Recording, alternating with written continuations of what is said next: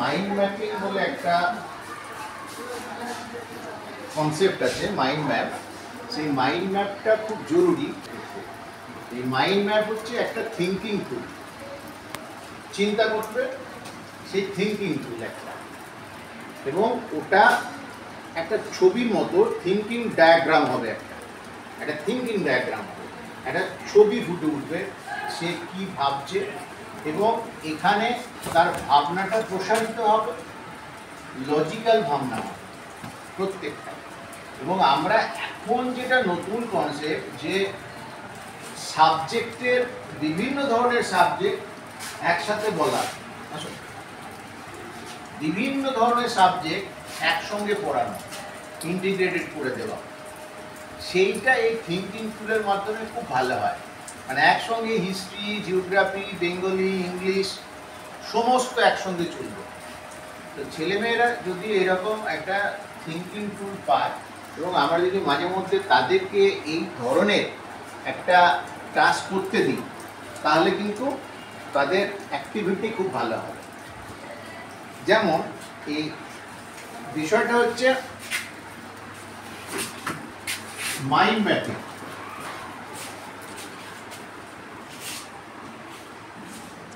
Mind map, ঠিক আছে? Mind ম্যাপে একটা সেন্ট্রাল আইডিয়া থাকবে, সেটাকে একদম মাঝখানে থাকবে, সেন্ট্রাল আইডিয়া থাকবে একটা, সেই আইডিয়াটা মাঝখানে থাকবে। সেই আইডিয়া থেকে সে এবারে বিভিন্ন রকমের সেইখান থেকে তার চিন্তাকে প্রসারিত করবে, বিভিন্ন সাবজেক্ট তার মধ্যে অটোমেটিক্যালি ঢুকে যাবে। মাইন্ড ম্যাপ একটা ট্রি লাইক স্ট্রাকচার। একটা ট্রিতে যেমন অনেক শাখা প্রশাখা থাকে, হ্যাঁ, এরকম শাখা প্রশাখা বেরোয়, হ্যাঁ, এরকম এখান থেকে বেরোচ্ছে, এখান থেকে বেরোচ্ছে, এখান থেকে বেরোচ্ছে, এখান থেকে বেরোচ্ছে, এইরকম একটা ট্রি লাইক স্ট্রাকচার হবে মাইন্ড ম্যাপ। এবং তার সেন্টারে থাকবে তার সেন্ট্রাল আইডিয়াটা।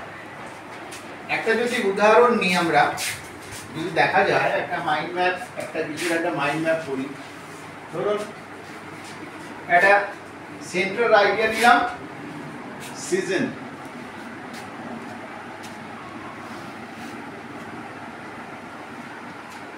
সিজন একটা সেন্ট্রাল আইডিয়া, ঠিক আছে? এবারে আমি বলতে পারি সিজনের ভাগ কি বলতে পারি, হ্যাঁ, এখান থেকে এই 6টা ভাগ যদি আমি করে দিই,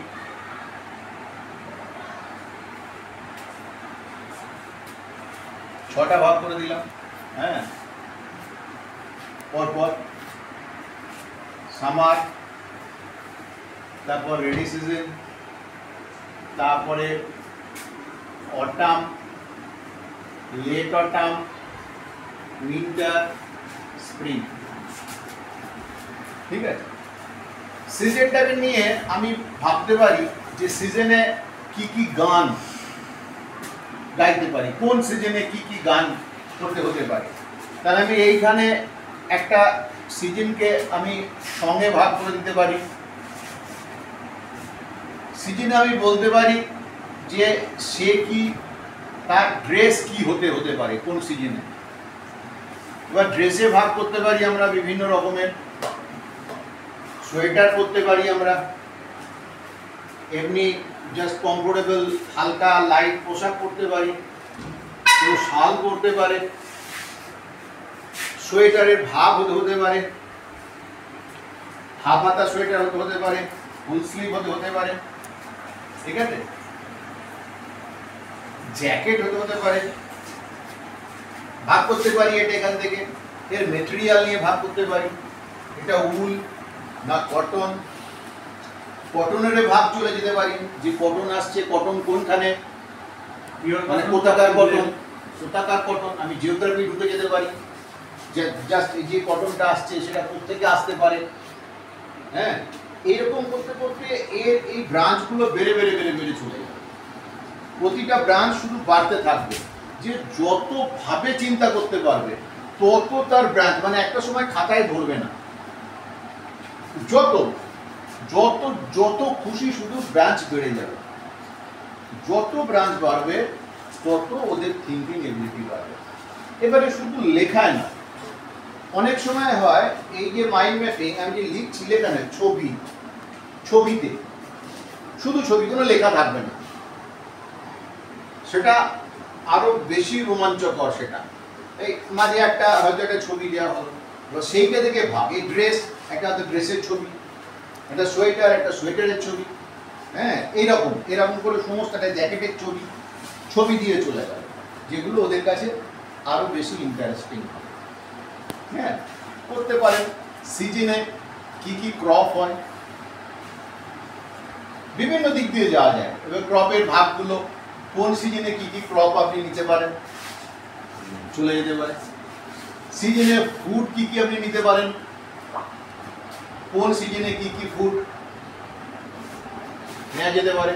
ধরুন কখন যদি ফ্রুট ধরি, এবারে আমি এবার ফ্রুটের এবারে ভাগ চলে যাবে, কোন সিজনে কি কি ফ্রুট আসছে। যদি আমি এমনি যে কোনো খাবার ধরি, সেগুলোর কি ভাগ ফলে টোটাল একটা একদম গাছের শাখার মতো একটা স্ট্রাকচার হবে। এটা হচ্ছে মাইন্ড।